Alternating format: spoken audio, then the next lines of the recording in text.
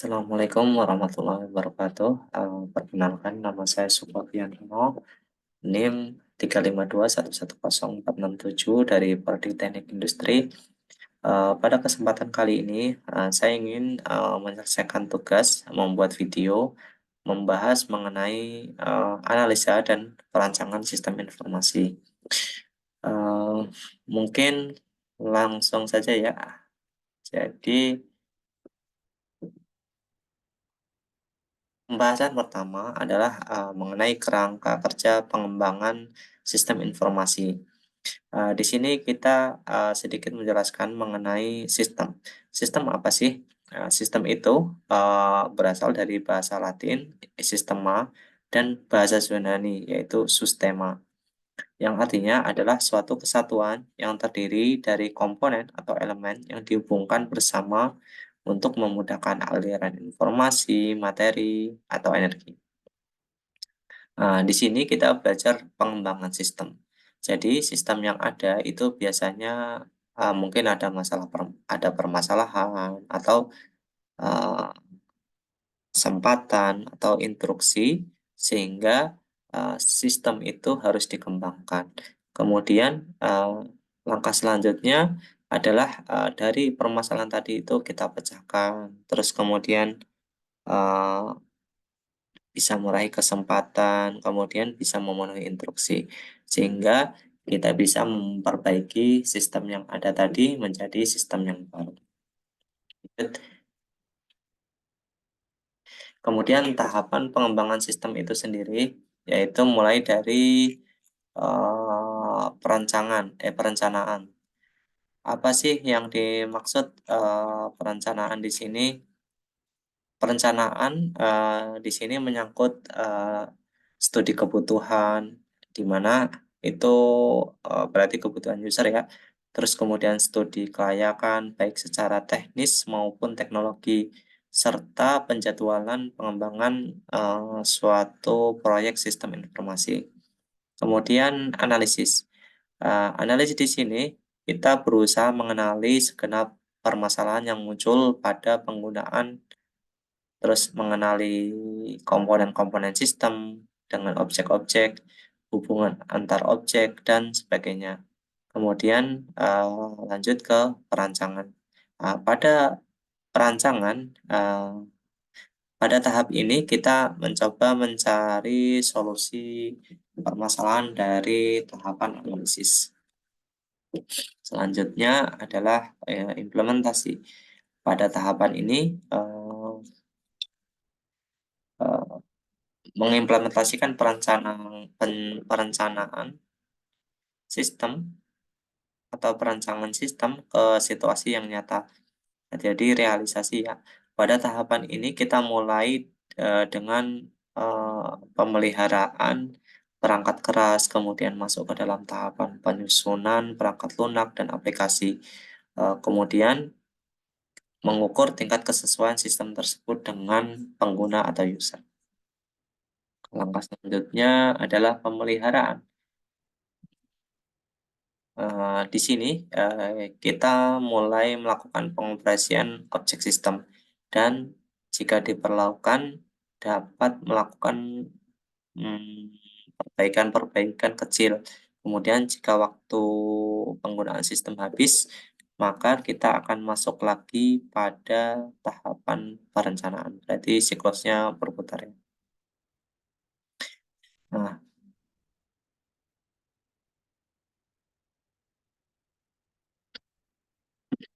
di sini Software Development Life Cycle atau SDLC adalah proses mengembangkan atau mengubah suatu sistem perangkat lunak dengan menggunakan model-model dan metodologi yang digunakan orang untuk mengembangkan sistem-sistem perangkat lunak dengan menggunakan model-model dan metodologi yang digunakan orang untuk mengembangkan sistem-sistem perangkat lunak sebelumnya berdasarkan best practice atau cara-cara yang sudah teruji baik. SDLC meliputi fase-fase berikut ini. Yang pertama, identifikasi, kemudian seleksi proyek, inisiasi dan perencanaan proyek, analisis, desain, desain logical dan desain fisikal, kemudian implementasi dan pemeliharaan. Nah, di sini kita masuk ke identifikasi dan seleksi proyek. Merupakan langkah pertama dalam SDLC, keseluruhan sistem informasi yang dibutuhkan oleh sistem identifikasi, analisis, prioritas, dan susun ulang. Pada tahapan ini ada beberapa hal yang harus dilakukan, di antaranya satu, mengidentifikasi proyek-proyek yang potensial. Kedua, melakukan klasifikasi dan meranking proyek. Tiga, itu memilih proyek untuk dikembangkan. Kemudian tahap selanjutnya inisiasi dan perencanaan proyek. Pada tahap ini dilakukan secara detail rencana kerja yang harus dikerjakan. Durasi yang diperlukan masing-masing tahap, kemudian sumber daya manusia, perangkat lunak, perangkat keras maupun finansial diestimasi. Biasanya hal-hal tadi dituangkan dalam jadwal pelaksanaan proyek. Jadi outputnya itu nanti berupa plan schedule. Kemudian pembuatan rencana ini bukan langkah mudah karena untuk mengestimasi beban kerja, durasi dari masing-masing tahap dibutuhkan pengalaman yang cukup banyak. Kemudian kesalahan pada tahap ini akan mengakibatkan keuntungan yang diperoleh tidak maksimal, bahkan rugi. Kemudian tahap analisis merupakan suatu tahapan di mana sistem yang sedang akan berjalan dipelajari dan sistem pengganti diusulkan. Dalam tahapan ini dideskripsikan sistem yang sedang berjalan, masalah dan kesempatan didefinisikan dan direkomendasi umum bagaimana memperbaiki, meningkatkan atau mengganti sistem yang sedang berjalan untuk diusulkan. Target utama dari fase analisis adalah untuk memahami dan mendokumentasi kebutuhan bisnis dan persyaratan proses dari sistem baru. Ada 6 aktivitas utama dalam fase ini. Yang pertama, pengumpulan informasi, mendefinisikan sistem requirement, memprioritaskan kebutuhan, menyusun dan mengevaluasi alternatif, kemudian mengulas kebutuhan dengan pihak manajemen. Nah, tahapan desain sendiri itu dapat dibagi menjadi dua tahap, yaitu desain logis dan desain fisik. Nah, pada tahapan desain ada beberapa aktivitas utama yang dilakukan, yaitu satu, merancang dan mengintegrasikan. Merancang arsitektur aplikasi, kemudian mendesain antarmuka pengguna atau interface, mendesain sistem antarmuka, mendesain dan mengintegrasikan database, kemudian membuat prototipe untuk detail dari desain, kemudian mendesain mengintegrasikan kendali sistem. Pada tahapan implementasi ada beberapa hal yang harus dilakukan, yaitu pertama testing, yang kedua instalasi. Output dari tahapan ini adalah source code yang error free, artinya sistemnya udah bagus ya. Kemudian prosedur pelatihan dan buku panduan. Pada tahap pemeliharaan, pembaruan yang dilakukan tingkatannya bisa sangat variatif, mulai dari memperbaiki program yang crash sehingga berfungsi kembali, sampai pada penambahan modul-modul program yang baru sebagai jawaban atas perubahan kebutuhan pengguna. Kemudian tujuan SDLC yang pertama adalah informasi dapat diibaratkan sebagai kebutuhan utama dalam sebuah perusahaan untuk mendukung proses internal. Dua, kekurangan mendapatkan informasi ke perusahaan akan mengalami ketidakmampuan mengontrol sumber daya, sehingga dalam mengambil keputusan strategis sangat terganggu. Tiga, sistem informasi yang dimiliki seringkali tidak dapat bekerja dengan baik. Masalah utamanya adalah bahwa sistem informasi tersebut terlalu banyak informasi yang tidak bermanfaat. Kemudian memahami konsep dasar informasi adalah sangat penting dalam mendesain sebuah sistem informasi yang efektif. guna menyiapkan langkah dalam menyediakan informasi yang berkualitas. Kemudian manfaatnya apa? Satu, meningkatkan proses pengembangan sistem secara keseluruhan. Dua, mengurangi terjadinya kesalahan saat proses pengadaan dan implementasi sistem. Tiga, mengefektifkan waktu proses pengembangan sistem sehingga proses implementasi dapat berjalan sesuai schedule. Empat, terdapat diagram alur yang menunjukkan tahapan sistem yang sedang diproses. Lima, dapat digunakan untuk merancang seluruh tampilan dan mendokumentasikannya. Enam, mudah melakukan evaluasi dan pengawasan terhadap proses yang sedang berlangsung. Tujuh, memaksakan untuk mengikuti standar yang sudah ditentukan. Kelebihannya adalah yang pertama ada laporan setiap akhir fase sehingga memudahkan adanya kontrol atau pengawasan. Dua, memudahkan melakukan dokumentasi terhadap semua proses pengembangan yang sudah dilakukan. Tiga, mendokumentasikan secara formal sehingga memudahkan melakukan proses penelusuran kembali terhadap kebutuhan bisnis. Menyediakan tahapan yang dapat digunakan untuk bahan atau pedoman dalam pengembangan sistem. 5. Akan memberikan hasil yang lebih baik karena sistem yang telah dianalisis dan dirancang secara keseluruhan sebelum diimplementasikan. 6. Kemudian interaksi antara user dan pengembang sistem. Nah, ini kelemahan dari SDLC. Yang pertama, terlalu boros, baik dari segi biaya maupun waktu. Saat terjadi perubahan pada sistem sudah dikembangkan, kemudian masalah ini disebabkan perubahan pada satu tahap akan berakibat pada tahap berikutnya.